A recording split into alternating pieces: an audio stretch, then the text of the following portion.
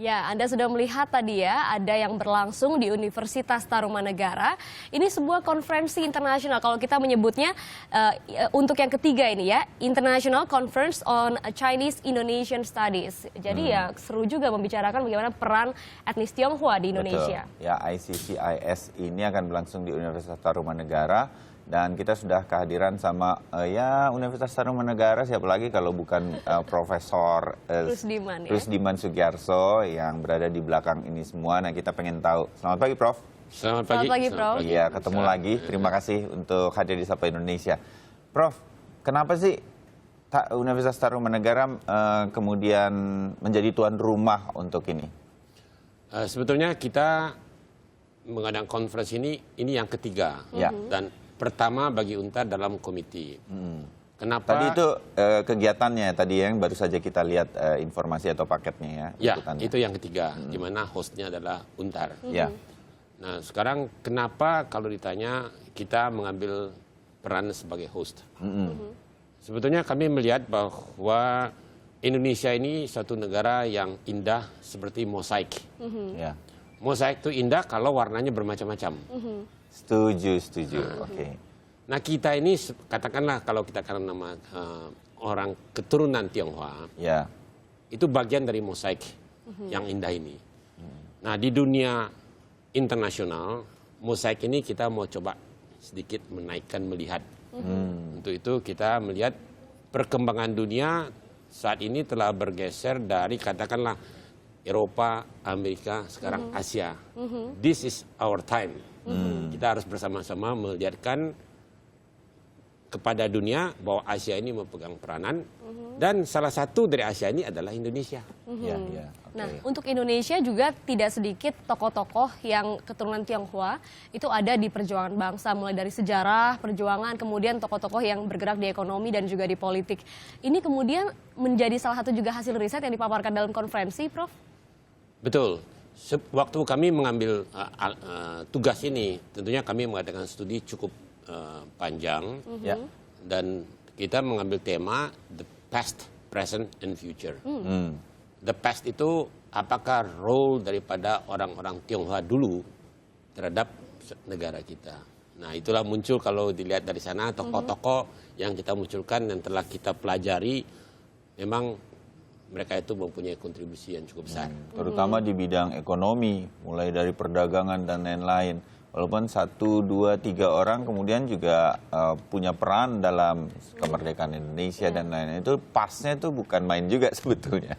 Betul. Sangat menurut kita evaluasi sangat besar peranannya dalam bukan hanya dalam ekonomi, olahraga, kebudayaan, olahraga, culture, agama.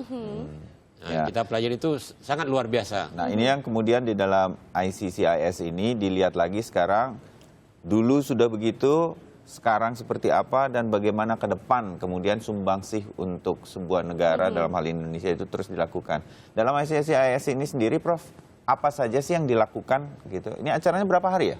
2 hari sebetulnya. 2 hari. Nah, itu apa saja yang dilakukan supaya ketemu sebuah titik temu atau ada sebuah hal yang dihasilkan untuk dibawa nggak nih untuk ke depan gitu?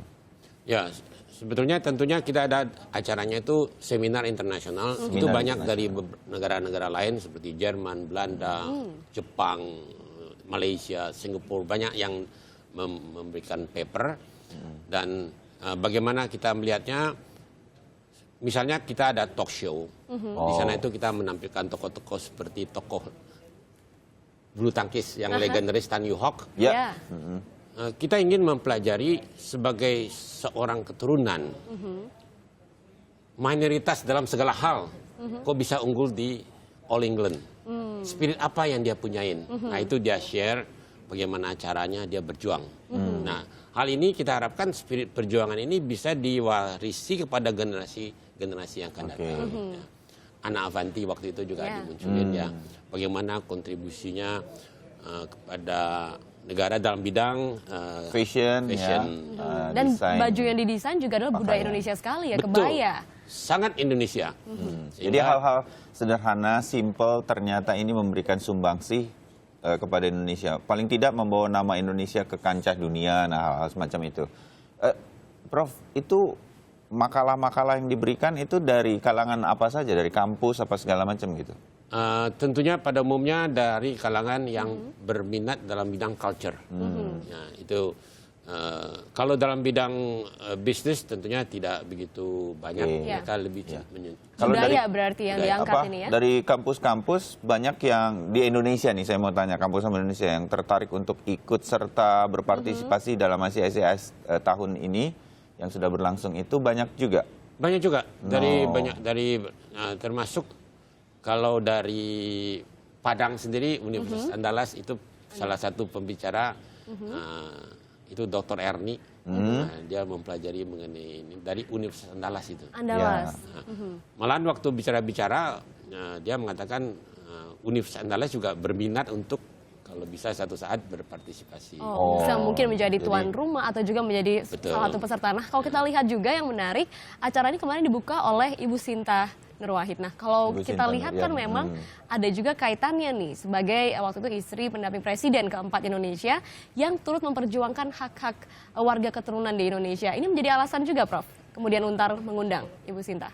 Oh, tentu. Karena kita melihat secara jujur tokoh Nurwahid itu satu boleh dikatakan orang yang mempunyai pandangan yang luar biasa, yang jarang kita temuin ya. Yaitu semangat pluralisme itu luar biasa. Dan tentunya bagi orang-orang keturunan, ya dengan kata lain berhutang kepada Gus Dur. Nah, Untar sebagai lembaga pendidikan, Prof, tentu ada kontribusi dan komitmen juga nih bagaimana kemudian dari konferensi-konferensi seperti ini bisa terus mengembangkan potensi dari mahasiswa. Apa ke depannya, Prof, komitmen besar dari Untar di dunia pendidikan, terutama kaitannya dengan budaya dan etnis Tionghoa ini? Jadi yang kita lebih tekankan ke arah ke depannya, tantangannya, challenge kita itu sebetulnya apa sih? Bukan dalam arti dalam arti materinya, tapi dalam arti yang kita hadapin, satu globalisasi, kedua teknologi. Ya, kita bisa mengadakan siaran ini karena teknologi yang luar biasa. Bisa live itu karena apa? Teknologi. Sekarang live itu bukan hanya nasional, internasional pun kita bisa live. Dari ujung manapun kita bisa live. Itu yang mau kita lawan, tidak mungkin. Teknologi akan berkembang.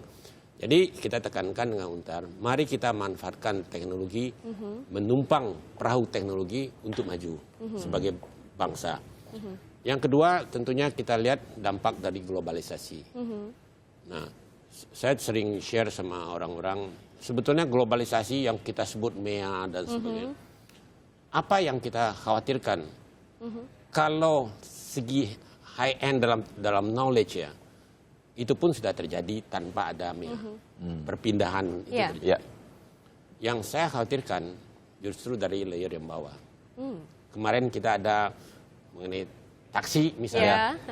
Bagaimana kalau taksi driver itu datang dari Myanmar? Di sana nilai tingkat kehidupan murah. Di sini dapat uang. Bisa beramai-ramai datang begitu ya untuk mengisi tenaga kerja di sini. Dan sempat juga Prof menyebutkan dalam konferensi yang sempat saya tangkap adalah bagaimana sebenarnya orang-orang yang kompeten di Indonesia mencari pekerjaan di luar negeri. Justru kita banyak mencari juga tenaga ahli yang banyak kan datang juga dari luar negeri, begitu Prof? Betul. Jadi sebetulnya hal ini telah terjadi kalau kita lihat sebelum-sebelumnya. Dulu ada disebut NAFTA. Waktu itu, waktu nilai tukar Canadian dollar menurun terhadap US, orang cenderung berbondong-bondong ke Amerika mencari pekerjaan sama-sama dolar. Yang mereka sebut dengan brain drain. Jadi otaknya turun ke bawah. Saya katakan kita di Indonesia ini kalau tidak hati-hati, kita terjadi bukan brain drain, tapi brain evaporated. Dia naik ke atas ini. Singapura, Malaysia. Banyak orang ke sana yang kita harus hati-hati. Sehingga kita harus memperkuat kita punya ketahanan lapangan pekerja. Nah, konteks lapangan pekerja di Tarumanegara, mayoritas mahasiswanya, kalau kita lihat keluarganya, itu adalah businessman. Oke. Nah, ini yang kita tekankan agar menjadi entrepreneur membuka lapangan pekerja kepada kita. Itu nanti arahnya ke sana itu ya. Betul. Iya. Prof, terima kasih sudah hadir ngobrol-ngobrol. Terima kasih. Kita selalu menunggu apalagi ini dari Universitas Tarumanegara juga ini menjadi efek yang seharusnya juga terjadi kepada semua kampus untuk terus mengembangkan kampus sebagai pusat pemikiran think tank untuk Indonesia ke depan.